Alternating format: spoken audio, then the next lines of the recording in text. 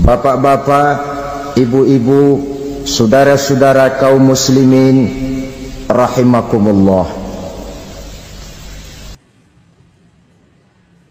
Murai di dahan dan koko ayam di kandang, dunia ini penuh dengan berbagai macam kesibukan. Sejak dari petani yang turun ke ladang, pedagang yang berangkat ke pasar, pelajar yang menuju sekolah, sampai kepada pegawai yang berangkat ke kantor, seluruhnya tidak lain untuk mencari sesuatu yang bernama bahagia. Setiap orang menginginkan kebahagiaan, dan tidak seorang pun menginginkan kesengsaraan dalam kehidupan ini. Namun nyatanya tidak setiap orang yang ingin bahagia mengetahui jalan yang harus ditempuhnya untuk sampai kepada kebahagiaan itu. Maka pada kesempatan pertemuan kali ini, saya ingin menyampaikan sebuah hadis dari junjungan kita baginda Nabi besar Muhammad sallallahu alaihi wasallam yang termuat dalam kitab Mukhtarul Ahadits An-Nabawiyah, di mana beliau bersabda, arba'un min sa'adatil mar'i. Ada 4 perkara yang merupakan tanda dari orang bahagia. Saya mau tanya, di antara saudara-saudara yang hadir di sini, apa ada yang kepengen jadi orang sengsara? Seluruhnya tentu ingin mendapatkan kebahagiaan. Maka menurut resep dari Nabi kita, tanda orang bahagia itu 4. Jadi kalau saudara ingin bahagia, harus mempunyai 4 perkara ini. Yang pertama, orang bahagia itu kata Nabi, darun wasi'un. Punya rumah biar bagus asal gede. Enak ngaturnya, daripada sudah punya rumah kecil adanya di pinggir kali, gubuk, kalau hujan bocor, miring lagi, kiamat. Loh, kalau gitu Islam materialis dong. Hadis ini boleh diartikan dengan makna hakiki, arti yang sebenarnya, boleh diartikan dengan makna majazi, arti kiasan. Kalau dia diartikan dengan arti kias, maka yang dimaksud darun wasi'un ay qalbun wasi'un. Rumah yang luas tidak lain daripada hati yang lapang. Karena di situ kunci kebahagiaan yang sebenarnya. Walaupun kita cuma tinggal di petak berukuran 2 kali 3 meter, kalau hati kita luas-luas rasanya rumah itu. Tapi biar rumah kita halamannya saja puluhan ribu hektar, ada kolam renangnya, kamar tidurnya tidak lagi terhitung. Kalau hati yang menempati rumah itu sempit, maka akan terasa sempit jugalah rumah itu. Tempat bergantungnya tidak lain adalah hati. Marilah kita mencoba melihat berbagai pandangan orang tentang bahagia ini. Ada orang menyangka bahwa bahagia itu kalau dia mendapatkan harta yang sebanyak-banyaknya.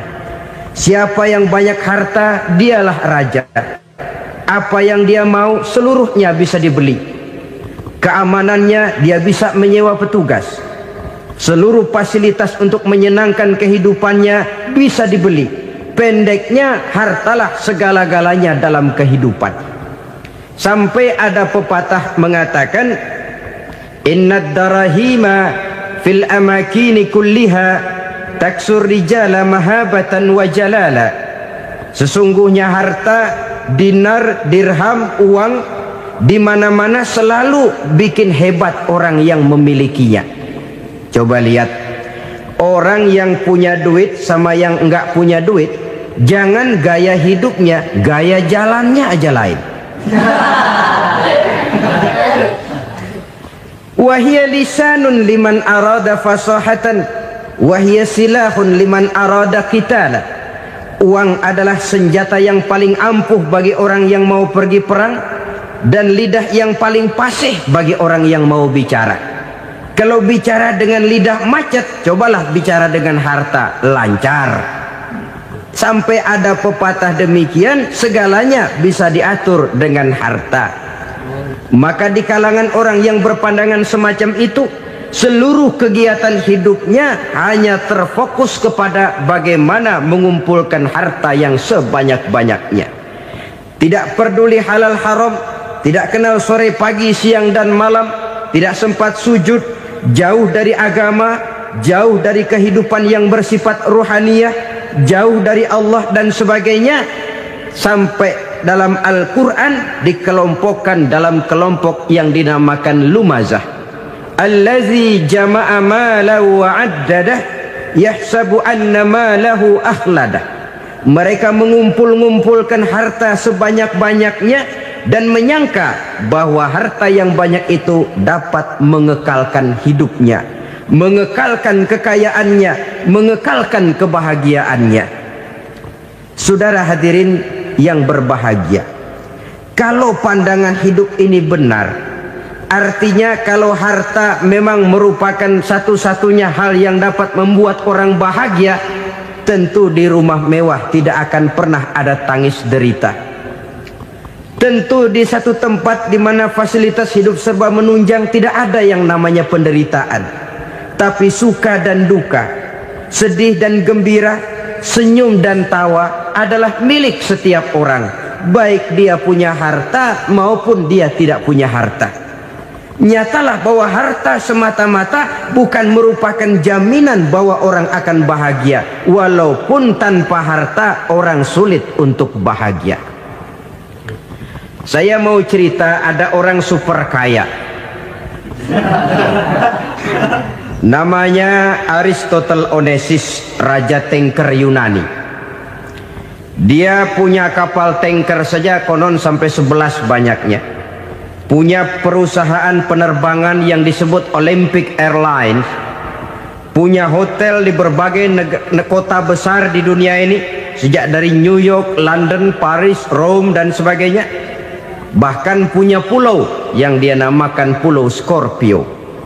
Ini kan namanya sudah kaya nggak tanggung-tanggung, punya pulau. Nah, dia punya 2 orang anak, yang satu laki-laki namanya Alexander, yang satu perempuan namanya Maria Onesimus. Seluruh harapannya tertumpah kepada anak lakinya Alexander ini, yang akan meneruskan usahanya, meneruskan kekayaannya, meneruskan dinastinya. Apa yang terjadi? Ternyata anak yang dia harapkan yang bernama Alexander ini mati muda dalam kecelakaan pada waktu dia olahraga. Apa olahraganya? Namanya olahraga anak orang kaya, golongan jet set. Olahraganya olahraga pesawat terbang. Jatuh, ya nggak kapungut, habis mati. Tinggal satu anak perempuannya, Maria Onesimus. Tapi anak perempuan ini juga malah urakan. Terakhir dia pacaran, bahkan kemudian kawin sama orang Rusia. Rupanya Aristotle Onesimus ini broken. Kekayaannya yang berlimpah ruah, perusahaannya yang begitu banyak, siapa yang akan meneruskan? Siapa yang akan menggantikan? Sampai kemudian dia mengurung diri di Pulau Scorpio dan mati di sana secara mengenaskan. Seorang multi jutawan, seorang yang super kaya, mati menyendiri di pulau sepi. Ibarat kata pepatah, anak ayam mati di lumbung. Bukan kekurangan makanan, keurugan makanan. Begitu kehidupan Aristotle Onesimus. Dan banyak orang-orang yang sudah demikian kaya sampai dibingungkan oleh kekayaannya sendiri. Telusurilah kehidupan David Rockefeller misalnya, Henry Ford misalnya, Adnan Khashoggi misalnya. Multi jutawan yang kadang-kadang dibuat keder oleh kekayaannya sendiri. Pantas ketika Imam Ali ditawarkan orang, "Ya Ali, kalau kepadamu disuruh pilih ilmu atau harta, kau pilih mana?" Ya jelas pilih ilmu dong. Kenapa? Pertama, ilmu kalau kita berikan kepada orang lain tambah. Tapi harta kalau kita berikan kepada orang lain kurang. Saudara punya uang 10.000, dibagi orang 5.000, jelas uang saudara berkurang. Tapi saudara punya ilmu diberikan kepada orang lain bisa, saudara pun makin mantap. Tidak lantas jadi bodoh karena ngajarin orang. Saudara bisa Fatihah lalu mengajarkan orang Fatihah. Orang bisa, saudara pun makin hafal. Tidak lantas setelah diajarin orang ilmunya hilang. Begitu datang dia minta orang, tolong ajarin saya Fatihah, udah habis, nggak ada.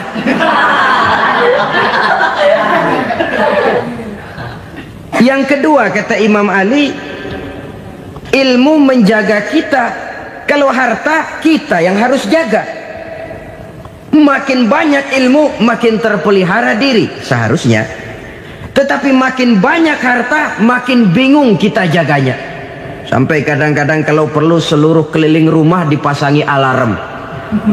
Belum cukup disewakan anjing besar-besar, pasang di depan pintu, awas anjing galak.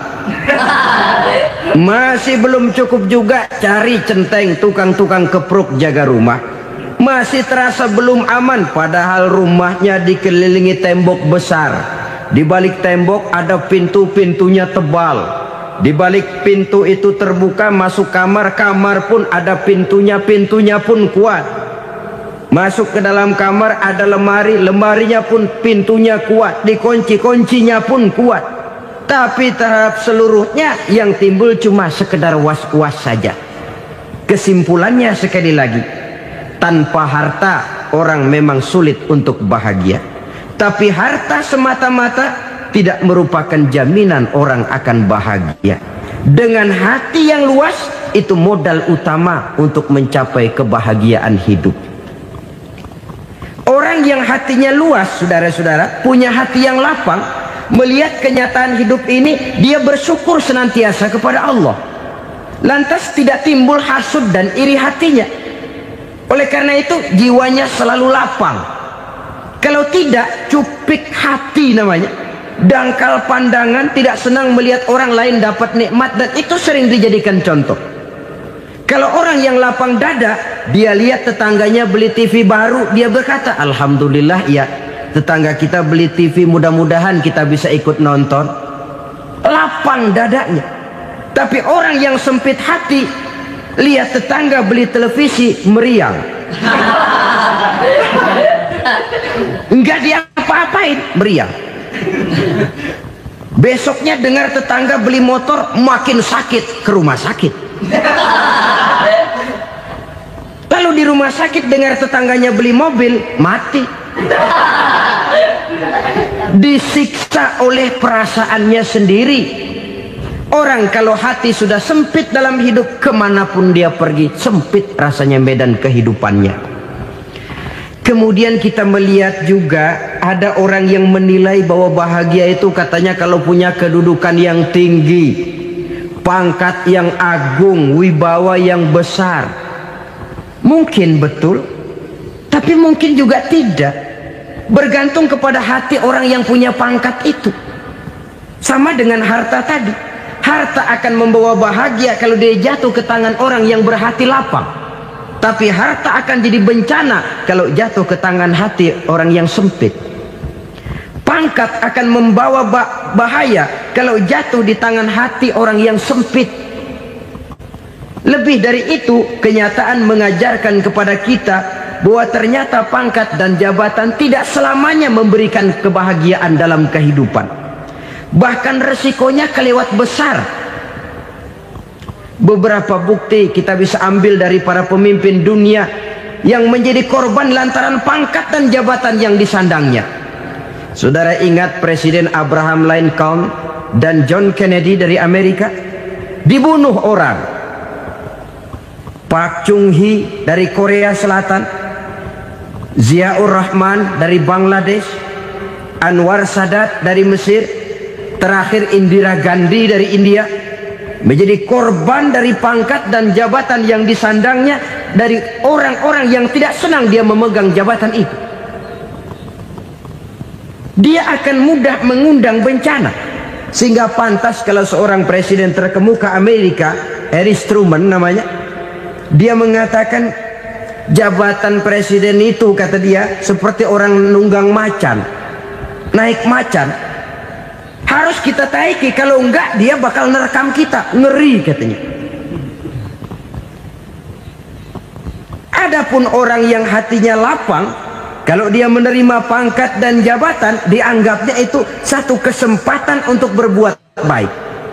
Tapi orang yang berhati sempit, menerima pangkat dan jabatan, bukan kadang-kadang menerima, malah berusaha setengah mati mencapai dengan segala cara.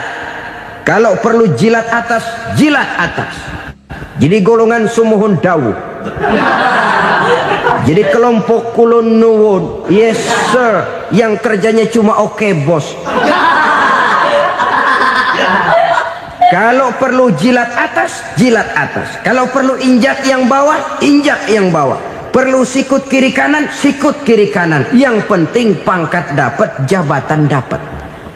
Orang yang semacam ini, kalau sudah mempunyai pangkat dan jabatan, biasanya dia tidak menganggap itu sebagai amanah, tidak menganggap sebagai kesempatan berbuat baik, tapi malah kesempatan untuk memperturutkan hawa nafsunya yang dilatar belakangi oleh kesempitan hatinya tadi. Apalagi kalau orang memperoleh pangkat karena banyak mengeluarkan uang, seakan-akan pangkat dan jabatan itu sekarang macam proyek pakai tender. Siapa yang berani bayar segini naik, nggak berani minggir. Padahal logikanya, kalau orang mencapai satu jabatan karena banyak mengeluarkan uang, hampir bisa dipastikan bahwa setelah jabatan itu dia pegang, langkah pertama yang akan dilakukannya ialah berusaha bagaimana uang yang dia keluarkan supaya kembali. Ya paling kurang pulang modal dulu dong. Soal mikirin rakyat soal nanti, tapi ini modal harus pulang. Itu celakanya kalau orang memperoleh pangkat dan jabatan cuma karena banyak mengeluarkan uang. Jarang orang yang mempunyai keyakinan dan pandangan bahwa pangkat dan jabatan merupakan amanah.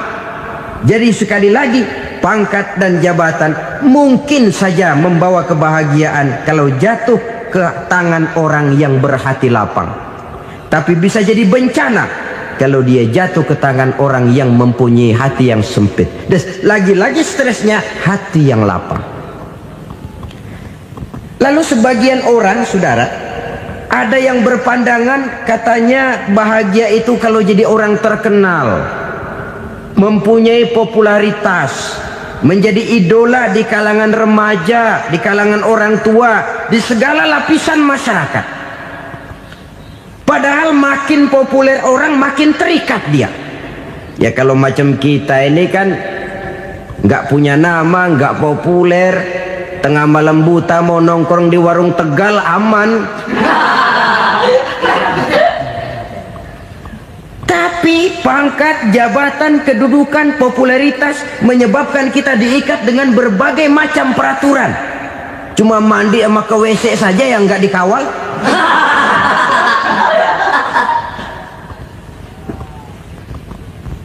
Benarkah popularitas, ketenaran membawa kebahagiaan? Mungkin. Ya, tapi mungkin juga tidak. Kenapa? Banyak orang-orang populer yang mengakhiri hidupnya secara tragis. Kita ambil beberapa nama. Di Amerika tahun 60-an ada bintang seksi paling terkenal yang dijuluki seks bom. Bom seks. Sampai sekarang jadi legenda, namanya Marilyn Monroe. Singkatan doublenya itu inisialnya MM, Marilyn Monroe. Terkenal top sampai dia mati tahun 62, namanya sekarang masih saja dibicarakan orang. Kenapa dia bunuh diri? Tidak punya hartakah dia? Banyak. Kurang populerkah dia? Seluruh dunia mengenalnya. Sejak rakyat kecil sampai pejabat tinggi dia punya hubungan. Kenapa? Jenuh. Dia terlahir dalam keadaan yatim. Setelah itu tidak lama dia berangkat remaja, ibunya meninggal, pindah dari wanita asuh ke wanita asuh sampai 12 orang ibu angkatnya. Dan kekecewaan yang paling parah, setiap laki-laki yang dekat dengannya hanya seperti kapal berlabuh, datang dan pergi silih berganti, padahal dia merindukan seseorang yang bisa melindungi hidupnya. Dia rindukan itu dan dia tidak pernah menemukan. Itu yang akhirnya menyebabkan dia minum pil tidur kelewat dosis, minum obat tidur kebanyakan, ya tidur terus sampai sekarang.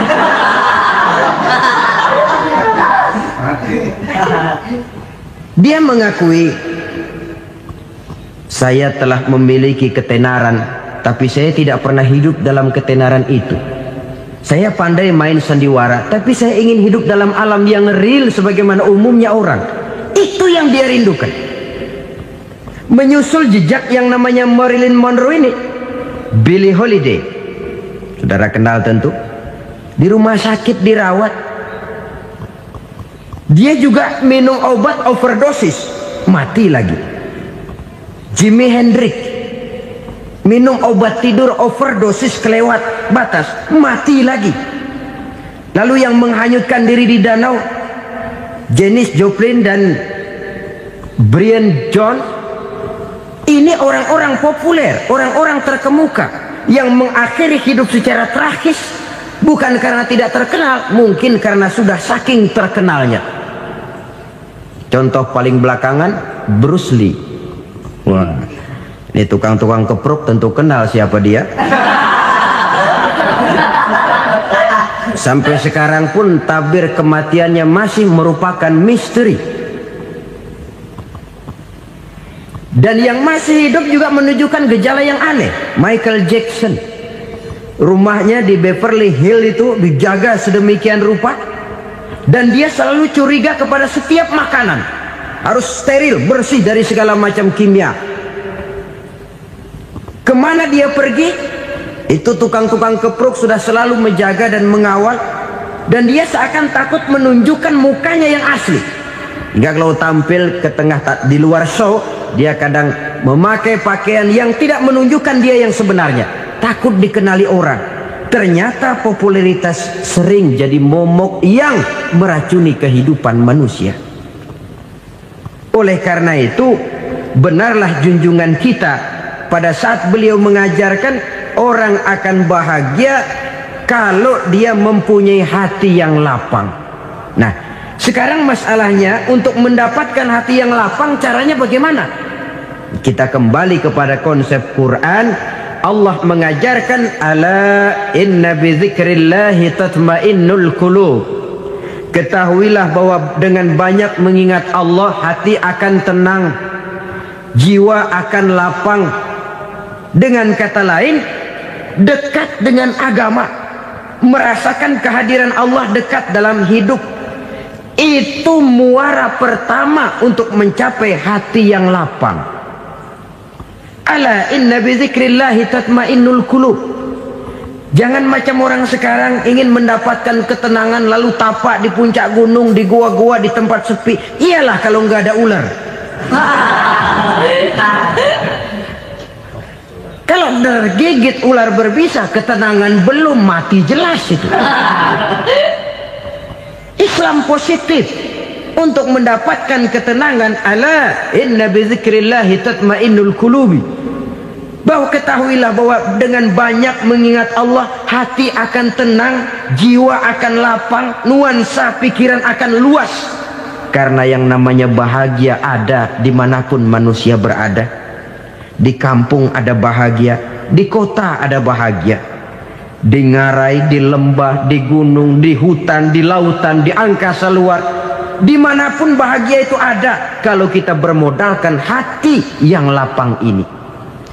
Dan hati akan lapang kalau kita dekat dengan agama. Dekat dengan harta buat sementara hati mungkin tenang, tapi ketenangan yang relatif dan temporer. Apalagi orang tiap kali tambah harta, tiap kali tambah rencana, itu wajar. Mungkin sebelumnya saudara berpikir, ah kalau punya duit 5.000 enak nih. Begitu punya duit 5.000, aduh sayang kalau 10.000 aja. Tiap kali tambah harta, tiap kali lain rencana. Makin banyak rencana, makin menjauhkan kita dari yang namanya ketenangan. Padahal ketenangan merupakan unsur utama untuk mencapai bahagia. Dan ketenangan itu bermuara dalam hati manusia. Tengoklah kehidupan ini. Orang yang banyak harta dengan orang miskin, berbedakah rasa sakit yang mereka tanggungkan? Rasanya tidak. Walaupun si kaya tidur di kasur empuk berselimutkan sutra mahal, sementara si miskin meringkuk di balai bambu yang keras dan kasar. Apabila maut datang, dia juga tidak pernah pilih bulu. Maut datang menjemput si kaya di singgasana keemasannya, dikelilingi oleh para pengasuh, dayang dan inang serta para pengawal. Dan maut pun datang menjemput si miskin papa, sehingga ia tergelepar di tepian jalan. Kedua-duanya bernama mati. Kalau nyata bahwa sakit yang ditanggung si kaya tidak beda dengan sakit yang ditanggung si miskin, bukan harta semata yang membuat orang bahagia. Hati yang tenang, jiwa yang lapang penuh kedamaian karena banyak berzikir dan mengingat Allah, itu merupakan modal utama untuk mencapai sesuatu yang bernama bahagia.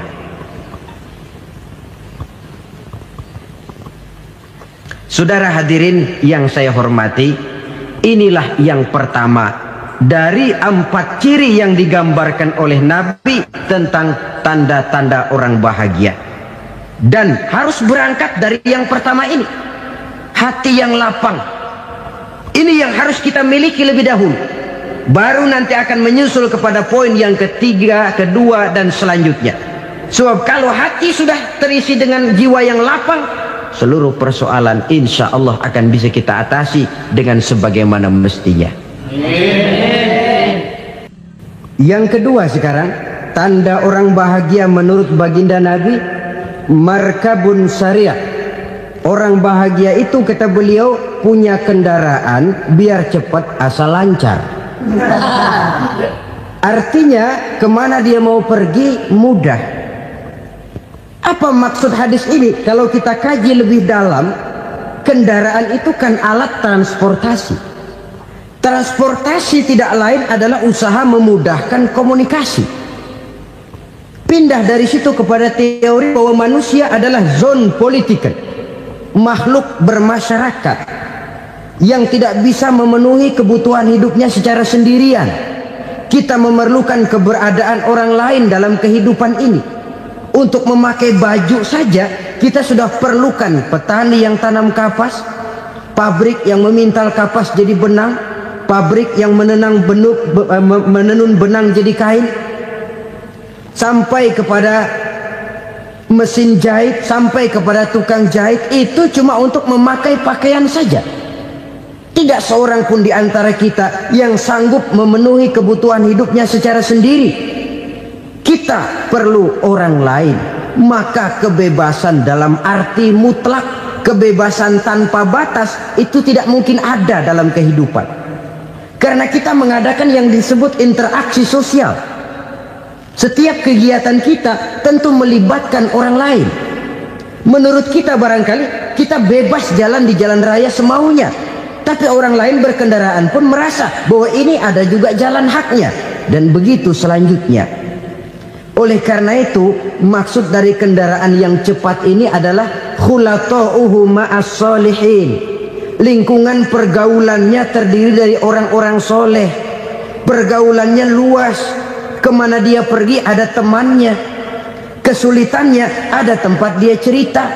Dan kesulitan kalau sudah diceritakan kepada orang lain, taruh kata orang itu tidak bisa menolong, namun menceritakannya kepada orang yang kita percayai, kan paling kurang sudah mengurangi beban jiwa, mengurangi tanggungan batin, merasa masih ada tempat kita cerita.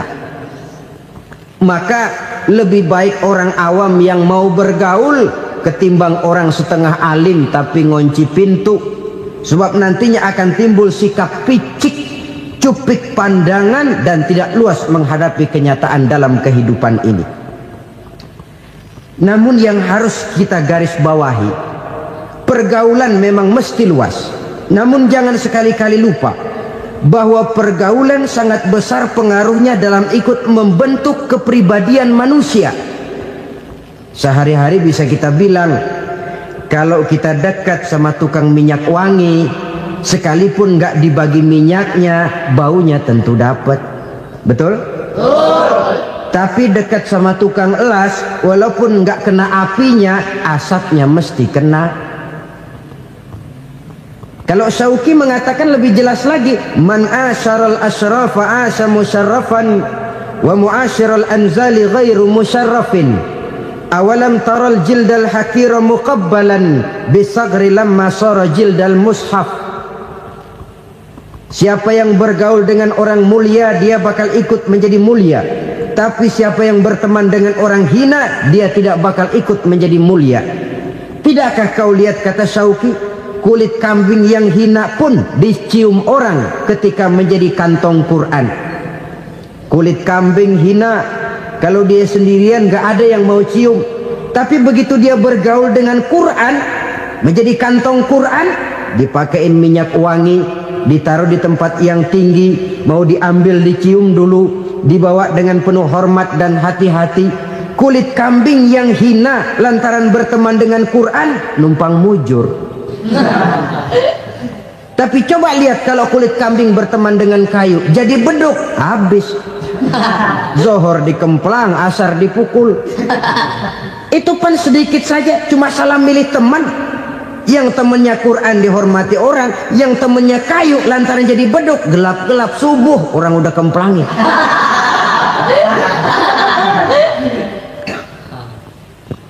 Maka terutama kepada adik-adik remaja yang masih mencari identitas diri, yang ibarat kaset masih kaset kosong, mudah diisi oleh apapun, pandai-pandailah memilih teman dalam bergaul. Karena banyak orang yang tadinya baik-baik, ketika terseret dalam pergaulan dengan orang yang tidak baik, kebaikannya menjadi lentur dan luntur. Tapi berapa banyak bajingan-bajingan tengik, orang-orang yang berlumur noda dan dosa, tiap hari melakukan maksiat, namun bergaul dengan orang yang baik-baik, pada akhirnya sedikit demi sedikit beringsut dan berangsur dia terbiasa mengikuti kebaikan-kebaikan. Saya tekankan ini kepada remaja karena mereka masih mencari identitas diri. Apa yang mereka lihat mereka mau, apa yang mereka dengar mereka ingin tahu. Coba lihat kehidupan remaja. Pulang nonton film Rambo, pengen jadi Rambo, gagah, maunya belekai melulu. Pulang nonton film Superman, pengen bisa terbang. Pulang nonton India, nyanyi melulu. Wajar, mereka masih mencari identitas diri. Saya ini sebenarnya siapa? Lingkungan, pergaulan akan membentuk itu. Karena itu pandai-pandailah bergaul, karena ia sangat besar pengaruhnya dalam ikut membentuk kepribadian manusia. Apalagi sifat yang jelek lebih cepat menularnya ketimbang sifat yang baik. Sifat yang baik, watak yang soleh itu lambat sekali untuk menular. Tapi yang tidak baik, kan prosesnya mah kalau remaja biasanya mula-mula dengar. Karena dengar lalu pengen tahu. Karena pengen tahu lalu ngeliatin.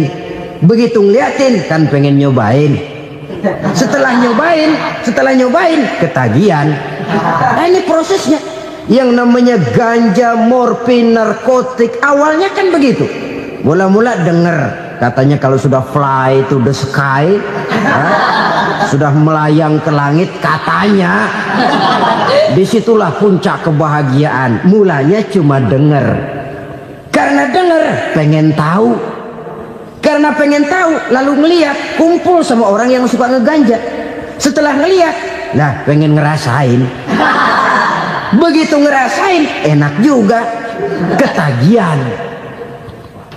Kalau sudah ketagihan jadi penyakit kronis, bisa merembet kepada yang lain. Iya, kalau orang tuanya mampu untuk beli morfin, beli ganja. Kalau tidak kan pikirannya ngayap, jemuran siapa ya gue sabet. Timbullah perbuatan-perbuatan negatif yang bermula dari salah pergaulan. Apalagi buat adik-adik remaja yang tinggal di kota-kota besar, yang pengaruh budaya, pengaruh kesenian, pengaruh struktur kehidupan yang nampak makin individualistis, di mana persaingan tajam, tensi ekonomi tinggi, orang mudah mengalami stres. Pandai-pandailah dalam bergaul, sekali lagi, karena ia sangat besar pengaruhnya dalam ikut membentuk kepribadian manusia. Orang bahagia punya kendaraan yang cepat, artinya punya pergaulan yang luas, dan lingkungan pergaulannya terdiri dari orang-orang yang soleh. Kemana dia pergi ada teman, kesulitannya ada tempat dia cerita. Tapi kalau sudah menyendiri, hidup sendiri, kesulitan dipikiri sendiri, bisa mati belum waktunya. Tidak ada tempat berbagi rasa, tidak ada tempat bercerita, tidak ada tempat mengurangi beban dalam kehidupan. Pantas betul kalau Islam sangat menggalakkan dan menganjurkan orang kalau sudah sampai waktunya itu untuk melangsungkan nikah. Kata Nabi, ya ma'syaras syabab man istata'a minkumul ba'at falyatazawwaj. Hai para pemuda, kalau sudah mampu memberi nafkah, kawinlah, nikahlah kamu. Kenapa? Sudah ada teman hidup, tempat berbagi rasa. Kesulitan kalau ada tempat cerita akan lebih ringan ketimbang kita telan sendiri, walaupun bobot kesulitannya sama beratnya. Saudara-saudara kaum muslimin rahimakumullah, inilah ciri yang kedua, punya kendaraan biar cepat asal lancar. Kemana kita mau pergi gampang. Dengan kata lain, setelah hati yang luas, pergaulan yang luas. Dua. Yang ketiga sekarang, tanda orang bahagia itu menurut Nabi, misbahun mudhi'un, punya lampu yang terang. Oh, itu enggak problem. Sekarang sudah zamannya listrik masuk desa, Pak. Lampu sudah terang semua. Betul, kalau itu yang dimaksud. Tapi tidak cuma itu. Karena lampu yang dimaksud di sini, lampu yang akan menerangi seluruh perjalanan hidup. Dan perjalanan hidup itu sudah dimulai sejak kita terlahir ke alam ini, sampai masuk ke alam barzakh, kumpul di padang mahsyar, sampai ke akhirat. Lampu yang menerangi itu yang diperlukan. Kalau lampu, katakanlah yang paling top sekarang kan lampu jenis Mercury. Taruhlah itu di rumah kita, dia cuma menerangi rumah kita, menerangi hati pun tidak sanggup. Bila kita masuk ke alam barzakh, alam kubur, sanggupkah si Mercury yang begitu terang menerangi alam barzakh kita? Tidak sanggup lagi. Sanggupkah lampu yang ratusan watt, bahkan puluhan ribu watt menerangi kehidupan di padang mahsyar? Tidak akan sanggup lagi. Kalau demikian, yang dimaksud lampu yang terang di sini apa? Tidak lain amal soleh, kebajikan yang kita lakukan dalam hidup. Itu yang akan jadi lampu penerang. Di dunia nama kita akan terang, jasad kita boleh hancur terkubur tanah, tapi nama kita akan dikenang orang. Begitulah kalau orang meninggalkan kebajikan dalam hidup seperti sekarang. Ribuan orang tiap saat berziarah ke kubur Imam Syafi'i, ke kubur Imam Malik, ke kubur Imam Ghazali, ke kubur orang yang baik-baik, orang yang soleh-soleh. Kebajikannya yang ditinggalkan, yang mengukir namanya dengan tinta emas. Sehingga saudara sudah terbaring di alam kubur, orang lewat, Allah, ini kuburannya Fulan bin Fulan, dulu ini kebaikannya Masya Allah, saya ikut merasakan. Mari kita mampir sebentar, kita Fatihah. Mohon disampaikan Allah pahalanya kepada almarhum. Al-Fatihah. Itu kalau orang baik-baik. Lalu saudara tanya, Pak, orang mati dikirimin Fatihah apa nyampe pahalanya? Saya jawab, kalau saudara nggak percaya, mati dulu dah. Nanti saya Fatihain, tungguin di sana. Umpama nggak sampai, balik lagi kemari. Sekarang ini kan maunya otak-otakan saja. Kalau nggak masuk otak, nggak percaya. Padahal alam gaib itu nggak bisa diotak-otakin. Sama saja dengan saudara pernah dengar cerita kapal tanpa emas tenggelam kan? Pernah nggak? Di mana? Ya, di laut Masa Lembo. Begitu ketampung Mas tenggelam, ratusan penumpang itu terjun ke laut, dipermainkan gelombang, berjuang menghadapi maut itu. Orang lagi timbul tenggelam di lautan, dihantam ombak, kita tengokin pakai helikopter. Pak, lagi timbul tenggelam ya? Iya, tolongin. Jangan khawatir Pak, nih saya kirim intan Pak, harganya 10 juta. Kira-kira orang yang timbul tenggelam di laut seneng nggak? Ya. Kan mahal toh intan 10 juta. Kenapa dia nggak senang? Karena intan 10 juta dalam kondisi seperti itu tidak sanggup menyelamatkan dia. Dia akan girang kalau dikirimin ban mobil bekas, dikirimin papan terentang atau bambu. Intan yang 10 juta dia nggak girang. Ban mobil bekas yang 1000 perak, tuh pegang, itu yang dia girang betul. Inilah sebabnya Nabi berkata, mal mayyitu fi qabrihi illa kal ghariqil mutaghawwis. Orang yang meninggal di alam kuburnya seperti orang timbul tenggelam di lautan. Yantaziru da'watan min ahli, menunggu doa dari keluarganya yang masih hidup. Duh, bapak saya sudah meninggal, saya sayang benar sama dia. Kirimin kulkas ke kuburannya Itu sama saja dengan tadi orang tenggelam di lautan dikirimi intan yang harganya 10 juta, ndak sampai. Begitulah kalau kebajikan yang kita tinggalkan dalam hidup, sudah mati pun kubur kita masih diziarahi orang. Tapi kalau jahat yang kita tinggalkan, boro-boro lah orang mau doa lewat dekat kuburan kita juga serem. Tuh bajingan no, dulu mati dipendem di situ tuh. Jangan lewat situ, ntar kesurupan, jangan. Lewat saja orang ngeri. Konon lagi membacakan Fatihah dan mengirimkan doa. Hidup pada hakikatnya adalah kesempatan untuk berbuat baik. Maka sekali kesempatan itu diberikan, manfaatkan dengan sebaiknya. Sebab kesempatan kedua tidak akan pernah ada.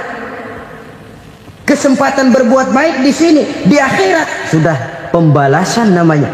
Sekali kesempatan itu dicabut, dia tidak akan pernah dikembalikan lagi. Kata Iqbal, hidup tidak mundur ke belakang, Bung. Berhenti diinjak orang, mundur hancur. Tidak ada kata mundur dalam hidup ini. Berhenti diinjak orang, mundur kecebur. Tidak ada kata lain, harus maju dalam kehidupan dalam artian yang positif. Hidup adalah kesempatan untuk mengumpulkan kebajikan yang sebanyak-banyaknya. Di situ nilai daripada manusia. Sekarang ini memang nggak kelihatan kok, orang yang banyak pahala sama yang banyak dosa nggak kelihatan kok. Barangkali kalau habis bikin dosa palanya pada benjol, mungkin orang takut sama dosa. Tapi sekarang sama saja, orang yang banyak dosa dengan yang nggak banyak dosa jalan bareng dari belakang, sama, nggak kelihatan beda. Tapi ada waktunya di mana pahala memegang peranan, di mana dosa diperlihatkan. Sama saja kalau kita bawa mobil siang, lampu kan nggak begitu berfungsi. Apa lalu bilang, alah ini lampu berat-beratin, copot-copotin aja dah. Tidak perlu begitu. Kenapa? Pada satu saat malam senja akan datang. Bila matahari terbenam, senja pun datang, gelap mulai merayap, disitulah baru terasa perlunya lampu. Pahala begitu. Sekarang orang yang nggak ada pahalanya nggak kelihatan dalam kehidupan. Tapi pada satu saat senja kehidupan akan datang. Ajal merenggut nyawa, malam merayap, dan hidup mulai diliputi kegelapan di alam barzakh. Dikala itu kalau nggak punya lampu, alangkah malangnya kita. Sebab amal yang baik, kata Nabi, di alam barzakh itu akan diciptakan menjadi perempuan yang cantik menemani kita. Amal yang jahat akan menjadi orang yang paling jelek nemenin kita. Sudah di tempat gelap yang nemenin jelek.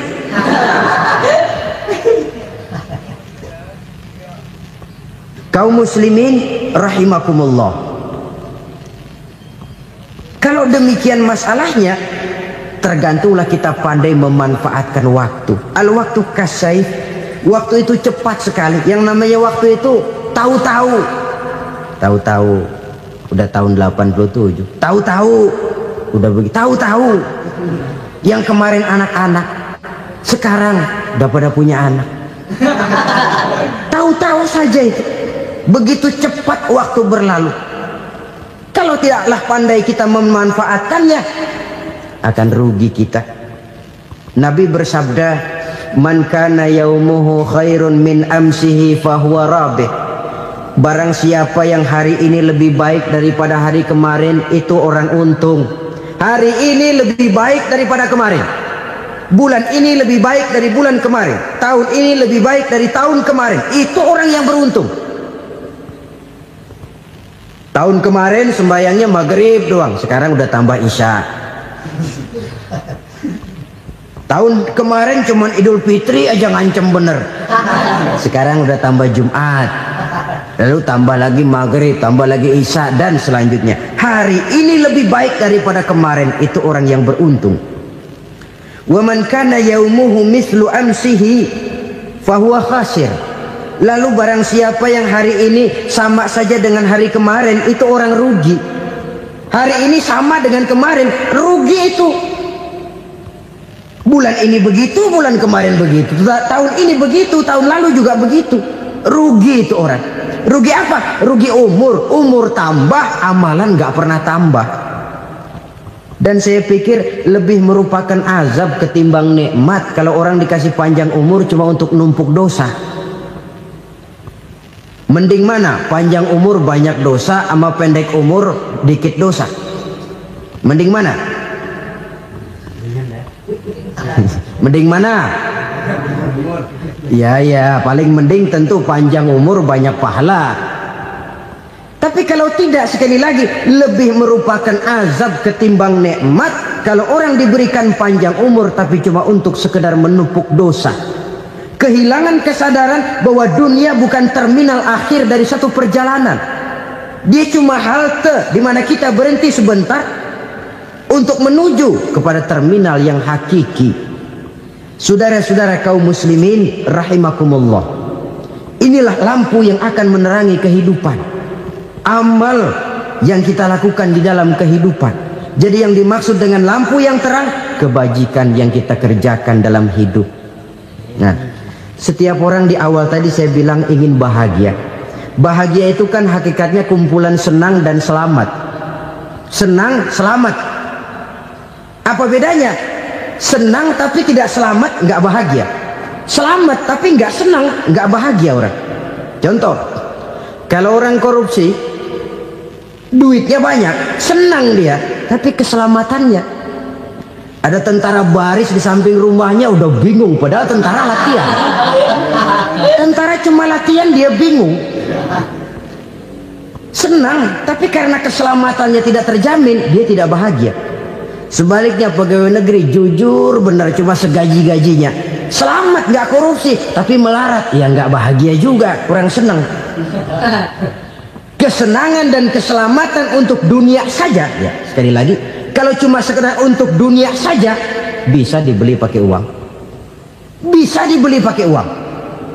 Saudara ingin selamat, bisa dibeli pakai uang. Saudara ingin senang, bisa dibeli dengan uang. Tapi setelah mati masuk ke alam barzah, habis kekuasaan uang. Nggak bisa lagi beli keselamatan pakai uang, tidak mungkin lagi membeli kesenangan dengan uang. Di situ pahala yang megang peranan.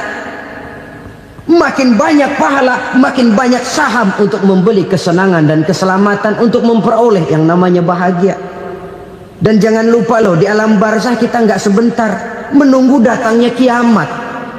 Loh iya, kalau kita begitu dikuburin terus kiamat datang, untung. Tapi kalau masih harus 1000, 2000, puluhan ribu tahun yang akan datang, dalam satu penantian yang begitu lama, tanpa saham untuk memperoleh kebahagiaan, satu kemalangan yang tidak ada pernah putus-putusnya. Janganlah tergelincir oleh kebahagiaan sebentar yang menipu dengan mengorbankan kebahagiaan hakiki yang berjangka panjang. Apa artinya senyum sejenak kalau harus ditebus dengan tangis seumur hidup? Biarlah kita minum jamu, pahit memang, getir memang, tapi kan besok badan sehat. Daripada sekarang minum sirup, manis memang, enak memang, tapi bibir pada jontor besoknya. sirawan, batuk, nggak karu-karuan.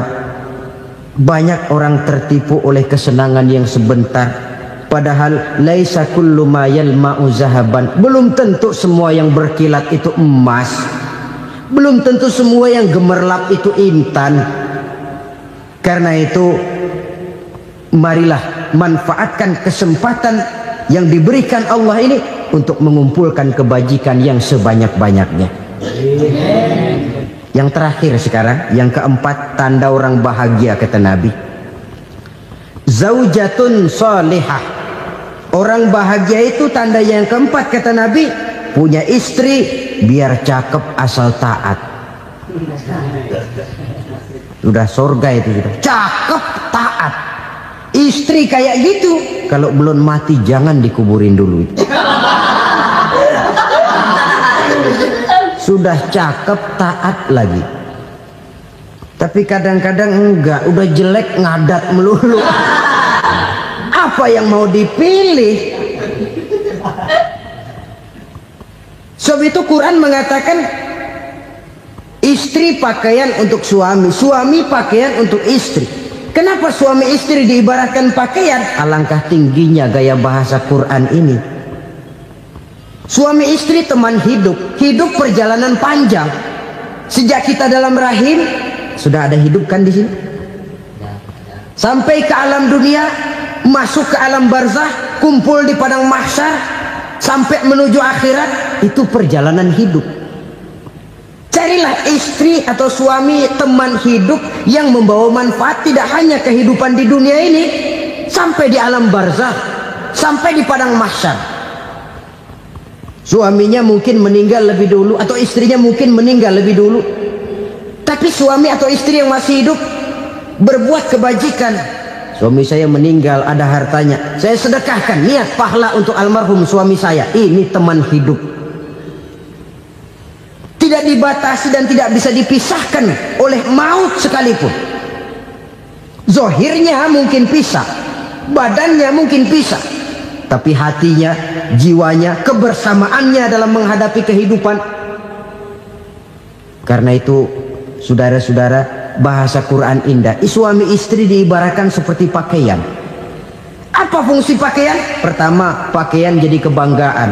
Artinya suami harus menjadi kebanggaan istri, istri harus jadi kebanggaan suami. Yang kedua, pakaian itu kan fungsinya menutup aurat. Artinya sesama suami istri harus saling menjaga kekurangan masing-masing. Jangan malah sesama suami istri saling membongkar rahasia dan aibnya sendiri-sendiri. Istrinya diceritain jeleknya di mana-mana, atau suaminya dibongkar rahasianya di pasar umum. Itu sudah tidak lagi berfungsi sebagai pakaian. Kenapa semua ini diperlukan? Karena kita menyadari bangsa yang baik terdiri dari masyarakat yang baik. Masyarakat yang baik merupakan susunan dari warga yang baik. Warga yang baik adalah terdiri dari rumah tangga yang baik. Dan rumah tangga yang baik merupakan susunan dari pribadi yang baik. Dari situ langkah dimulai. Membangun satu bangsa yang baik diawali dengan membangun rumah tangga yang baik, dengan menciptakan pribadi-pribadi yang baik. Sehingga dari sini diharapkan berkembanglah nilai-nilai kebaikan. Orang akan bahagia mempunyai istri yang soleh. Kenapa? Tidak ada seorang suami bisa sukses jadi apapun dia, apapun profesinya. Dokterkah, kiaikah, mubalikah, petanikah, pengusahakah, pejabat tinggikah, tidak ada seorang suami yang bisa sukses tanpa peran serta istrinya. Walaupun memang peranan itu tidak begitu kelihatan, tapi sangat menentukan.